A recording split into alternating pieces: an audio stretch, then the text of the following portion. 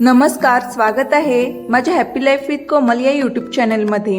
आज मी तुमच्यासाठी घेऊन आले आहे एकदम झटपट, चविष्ट आणि धाबा स्टाईल पेपर पनीर। सुरुवातीलाच बघा किती मस्त दिसते ही भाजी। वरून ताज्या लिंबाचा रस पिळल्यावर तिची चव आणखीनच अप्रतिम लागते।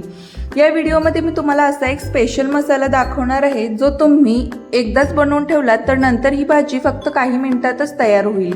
त्यामुळे व्हिडिओ शेवटपर्यंत नक्की बघा। आणि लहान मुलांसाठी ही भाजी कमी तिखट कशी बनवायची ती खास टिपही मी सांगणार आहे। चला तर मग रेसिपीला सुरुवात करूया। सर्वप्रथम एका कढईमध्ये 2 काड्या कढीपत्ता घेतला। हा कढीपत्ता ड्राय होईपर्यंत छान भाजून घेतला। यानंतर 1 चमचा मिरी, 1 चमचा धणे, 1 चमचा बडीशेप, 1 चमचा जिरे, 3 ते 4 लवंग, छोटा दालचिनीचा तुकडा आणि 4 छोट्या सुक्या मिरच्या घेतल्या। आता हे सर्व मध्यम आचेवर छान परतून घ्यायचं आहे। हा मसाला जेव्हा भाजत होते तेव्हा अतिशय अप्रतिम असा सुगंध येत होता। तेव्हाच मला वाटलं की भाजी खूपच अशी छान चविष्ट होणार आहे। तुम्हाला वाटत असेल की हा कढीपत्त्यामुळे या मसाल्याला कडवटपणा येईल, तर अजिबात नाही। या कढीपत्त्यामुळे या भाजीला अगदी छान अशी चव आणि सुगंध सुद्धा येत होता। तर आता हे सर्व आपण छान ड्राय होईपर्यंत भाजून घ्यायचे आहे। मसाले छान भाजून झाल्यानंतर आता पूर्णपणे थंड होण्यासाठी याला आपण बाजूला ठेवूया। तोपर्यंत कांदा, सिमला मिरची, हिरवी मिरची आणि पनीर स्क्वेअर शेपमध्ये कट करून घेऊया। तुम्हाला आवडेल अशा आकारात तुम्ही कट करून घेतला तरी चालेल। आता इथे भाज्या ताज्या असतील तर भाजीची चव अजून छान लागते। तुम्ही इथं लाल सिमला मिरची, पिवळी सिमला मिरची सुद्धा घालू शकता। आता लहान मुलांच्या टिफिनसाठी जर ही भाजी बनवत असाल तर तुम्ही इथं हिरवी मिरची स्किप करू शकता, कारण यामुळे खूप तिखट अशी भाजी होईल। मोठ्या लोकांना झणझणीत आणि चटपटीत भाजी हवी असेल तर त्यांनी नक्कीच हिरवी मिरची घालू शकता। आता अशा प्रकारे मी स्क्वेअर शेपमध्ये कांदा, सिमला मिरची कट करून घेतली आहे। आता इथे मी 100 ग्रॅम पनीर घेतलं आहे, ते सुद्धा स्क्वेअर शेपमध्येच कट करून घेतलं आहे। तर अशा प्रकारे पनीर, कांदा, सिमला मिरची आणि हिरवी मिरची कट करून घेतला आहे।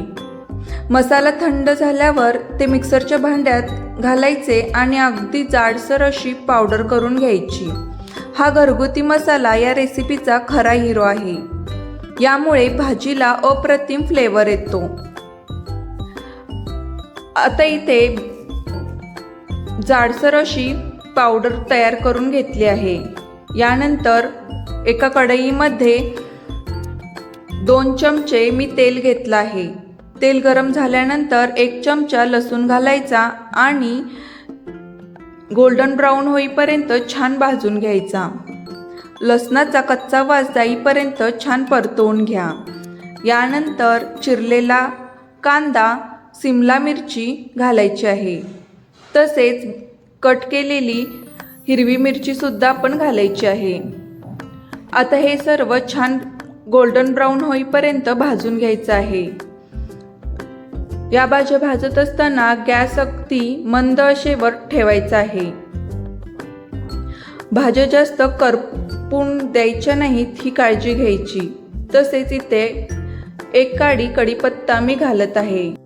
कढीपत्ता घातल्यानंतर चवीनुसार मीठ आणि हळद सुद्धा घालायची आहे। आता या भाज्या थोड्या कुरकुरीत राहतील अशा पद्धतीने छान परतून घ्या। या भाज्या जास्त शिजवू नका। आता हे सर्व साधारण 5 मिनिट छान एकत्र परतवायचे। यानंतर यामध्ये आपण तयार केलेला मसाला घालायचा आहे आणि पनीरचे तुकडे घालायचे आहे। पनीर तुटणार नाही याची काळजी घेत हलक्या हाताने मिक्स करा। साधारण 10 मिनिट मंद आचेवर शिजू द्या, म्हणजे मसाल्याची चव पनीरमध्ये छान मुरते। हा मसाला तुम्ही एकदाच जास्त प्रमाणात बनवून हवाबंद डब्यात भरून ठेवू शकता। जेव्हा जेव्हा पेपर पनीर किंवा अशीच मसालेदार भाजी कराल तेव्हा हा तयार मसाला लगेच वापरता येईल। त्यामुळे वेळही वाचेल आणि चवही कायम एकसारखीच राहील। लहान मुलांना जर ही भाजी बनवत असाल तर हिरवी मिरची आणि सिमला मिरची तुम्ही स्किप करू शकता। आता या भाजीमध्ये तुम्ही पिवळी सिमला मिरची किंवा लाल सिमला मिरची सुद्धा ॲड करू शकता, त्यामुळे भाजी ही कलरफुल दिसू शकते।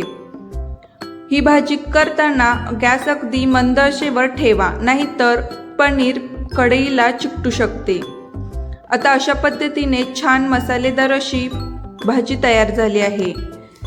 भाजी तयार झाल्यानंतर सर्विंग प्लेटमध्ये आपण काढून घ्यायचं आहे आणि वरून ताज्या लिंबाचा रस पिळा।